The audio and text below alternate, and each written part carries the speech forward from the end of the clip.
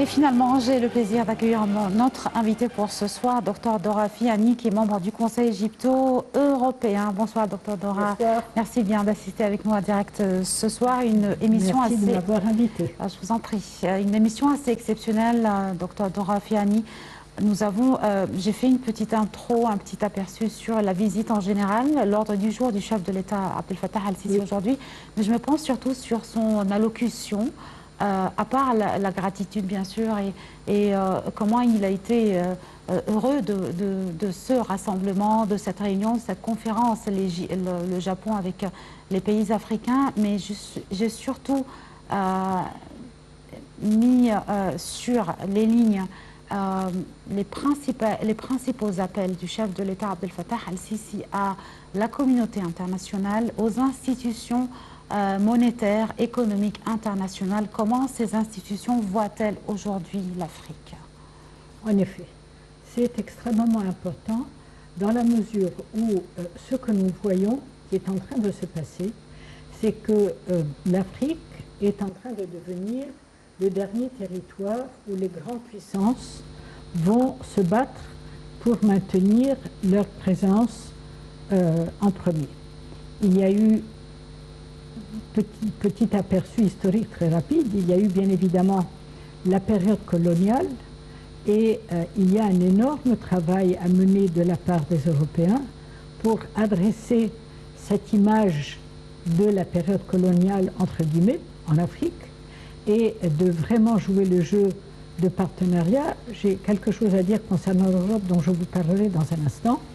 Mais ce qui est arrivé depuis, c'est qu'il y a eu l'arrivée des Américains, puis plus récemment, l'arrivée des Chinois, et le Japon peut jouer un rôle très intéressant de puissance qui n'a pas été coloniale en Afrique et qui n'a pas des ambitions, je ne veux pas semblables, semblables, disons, à la Chine ou l'Amérique. Mais il est incontestable que nous allons vers une augmentation de la population sur notre planète, que l'augmentation majeure sera en Afrique, que l'Europe est un partenaire absolument nécessaire et intéressé parce que nous sommes sur le même bateau et que les immigrants qui débarquent en Europe viennent d'Afrique.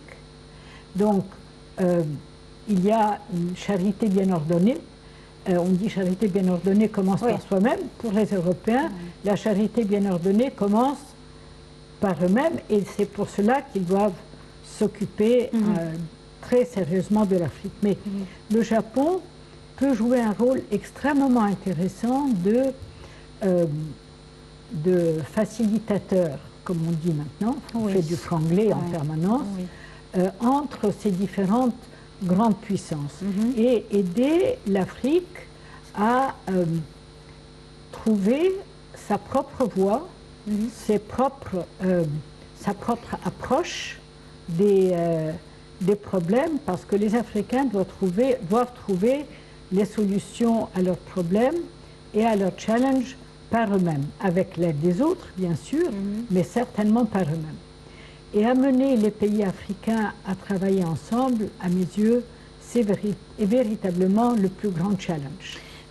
Docteur Dora, parmi aussi les traits les plus importants du discours ou de l'allocution du chef de l'État Abdel Fattah al-Sisi, il a parlé, on parle aussi, le réchauffement climatique qui demeure une des crises. Bien sûr, à savoir ce qui se passe au Brésil aujourd'hui. À cet égard, il a franchement, avec beaucoup de transparence, s'est adressé franchement aux pays industrialisés, les pays développés, qui sont les principaux responsables de ce réchauffement climatique. Et alors que la responsabilité tombe toujours sur les pays africains qui sont toujours en voie de développement. Comment aujourd'hui ils peuvent percevoir ces pays présents à côté du Japon peut-être, ou des responsables peut-être de la Banque mondiale ou des instances internationales présentes?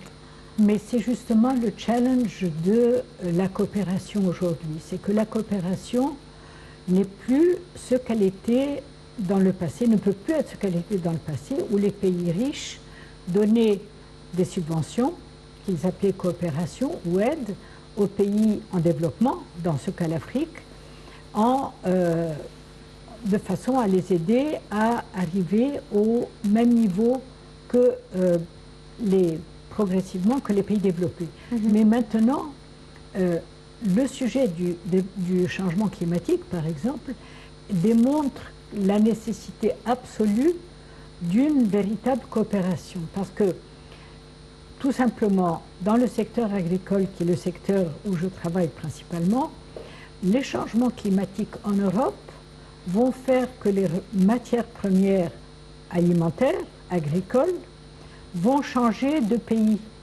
Elles vont progressivement, l'Afrique va se retrouver en concurrence sur des saisons données avec des pays européens, ce qui n'était pas le cas. Donc il y a un énorme chamboulement qui va être créé du fait des changements climatiques, parce que l'une des premières actions du changement climatique, il y a bien évidemment les aspects dramatiques des forêts qui brûlent, mais il y a le chamboulement des saisons. Quels que soient les produits, les saisons qui commençaient, qu'il s'agisse du blé ou des fruits et des légumes, à une certaine période en Europe, aspect qui devrait être la responsabilité des dirigeants africains ou des instances monétaires internationales. Mais bien sûr des dirigeants africains. Bien sûr des dirigeants africains, en coopération avec les instances internationales, bien sûr.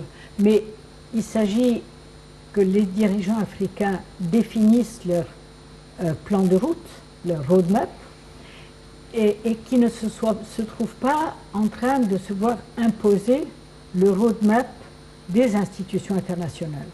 Il y a en Afrique des compétences remarquables d'experts qu'ils habitent l'Afrique ou qu'ils soient à l'étranger, qui peuvent parfaitement relever ce défi et le mener à bien. Mais à côté de cela,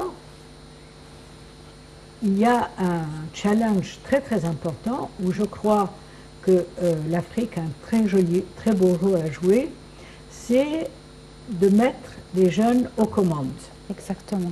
Ouais. Et le président Sisi, et là je lui tire mon chapeau tous les jours, a compris l'importance du challenge des jeunes, l'importance de créer le plus vite possible tout l'environnement qui leur permet de se développer, financier, technique et prise de responsabilité.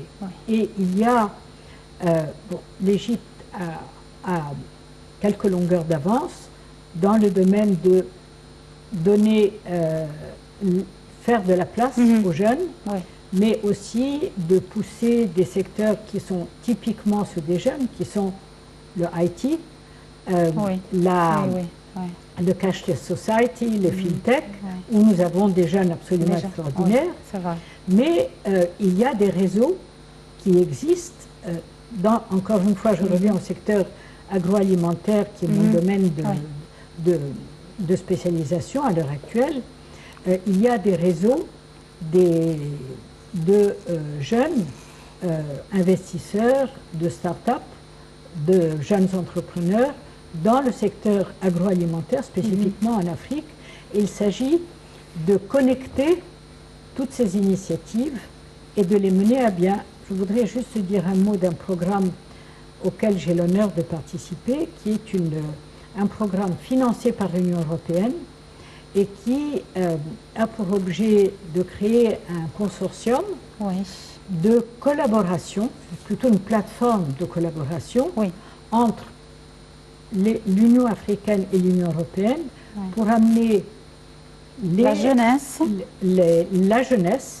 les start-up, le secteur privé, et on va en parler exactement, justement, après. Et les chercheurs ensemble à définir ensemble des programmes où chacun joue son rôle, mais en collaboration, et qui soit multi-pays. D'accord. Si, comme je l'espère, nous arrivons à mettre ceci sur pied, je crois que nous verrons des résultats rapidement. Palpable. On va s'arrêter quelques instants et je reviens de suite pour parler exactement de cet esprit d'entrepreneuriat chez la jeunesse à maintes fois, à maintes reprises, appelé et demandé par le président Al-Sisi. Chers téléspectateurs, je vous invite à suivre un compte-rendu de notre collègue Sarah Al-Maghrabi qui parle de cette nouvelle phase, encore une fois, de partenariat entre l'Afrique et entre le Japon. Et de suite, je reprends le reste de l'émission avec mon invité, Dr Dora Fiani.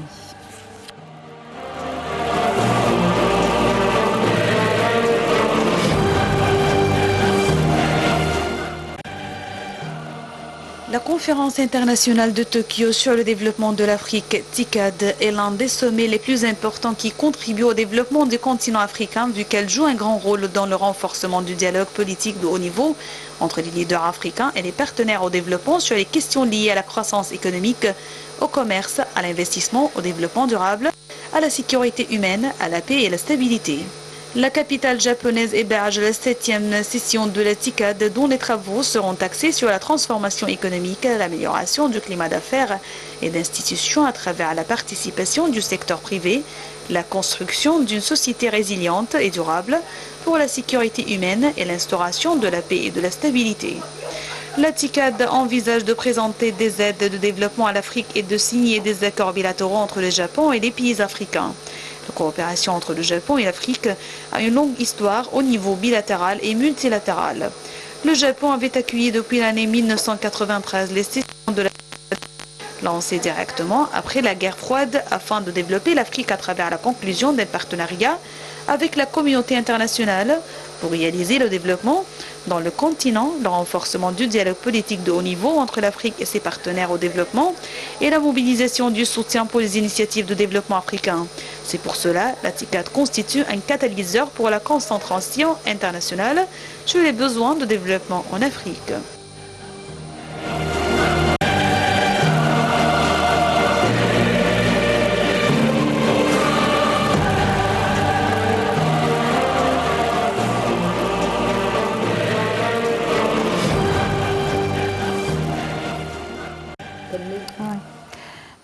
Qu'est-ce qu'est la TICAD, cette conférence internationale de Tokyo sur le développement en Afrique, créée en 1993, compte rendu Sarah Al-Maghrabi, et je reviens avec notre invité, Dr Dora Fiani.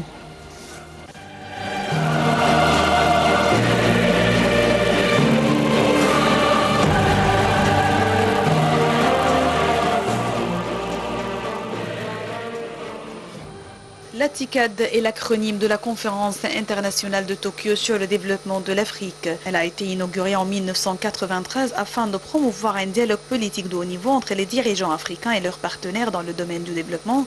Les réunions sont organisées sous la houlette du Japon et co-organisées par les Nations Unies, le Programme des Nations Unies pour le développement, la Banque mondiale et la Commission de l'Union africaine.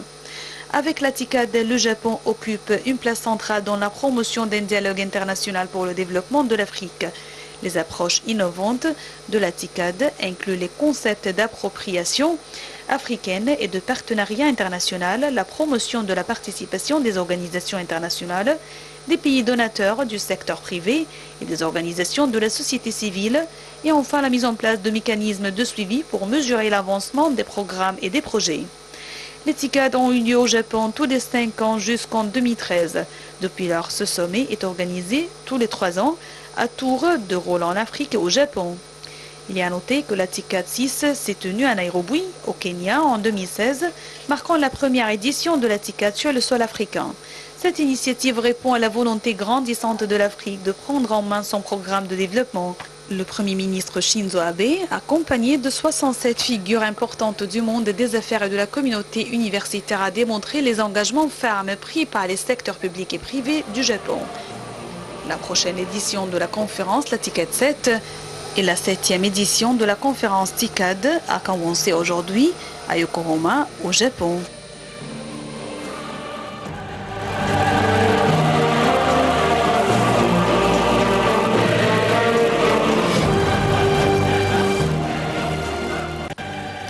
Docteur Dora Fiani, parmi les 3 axes principaux évoqués par le président Al-Sisi, le rôle de la jeunesse africaine, comment investir en cette jeunesse africaine et comment vous voyez son rôle aujourd'hui que vous aussi vous soutenez avec beaucoup effectivement de courage. C'est la solution pour deux raisons. La première, elle est que c'est justement la jeunesse qui a besoin d'emploi, et c'est au niveau de la jeunesse, des jeunes, dans tous les pays africains, qu'il y a le taux le plus élevé de chômage. Donc il est évident que l'effort majeur doit être porté sur la jeunesse. La deuxième raison... Quels sont les mécanismes que les pays africains pourraient mettre? La deuxième raison qui est très très importante, c'est que nous rentrons dans la quatrième révolution, qui est la révolution de l'information. L'information, c'est la jeunesse. Et ce que l'on doit comprendre, c'est que c'est l'information qui va mettre la jeunesse aux commandes, parce qu'elle sait utiliser l'information, les outils de l'information, on s'entend, mais il y a aussi un autre aspect qui est d'intégrer les plans nationaux, les stratégies de développement au niveau pays, mais également au niveau région africaine, et puis au-delà du continent africain, avec la jeunesse. Oui. Une question évidente. Chaque pays a des programmes de sécurité alimentaire. Comment on peut amener la jeunesse à réaliser des projets qui répondent à ces programmes? D'accord. Il y a un travail d'intégration là, de planification et d'incitation qui est essentiel. Malheureusement, le temps de l'émission est terminé. On aura besoin, encore une fois, de parler en détail de ces projets exactement de sécurité alimentaire pour le continent africain. Merci beaucoup d'avoir assisté à l'émission Direct. Merci. Merci à vous. Vous êtes membre du Conseil égypto-européen. Merci beaucoup. Voilà, donc, chers téléspectateurs, fin de cette édition. Merci à tous de nous avoir suivis. Au revoir.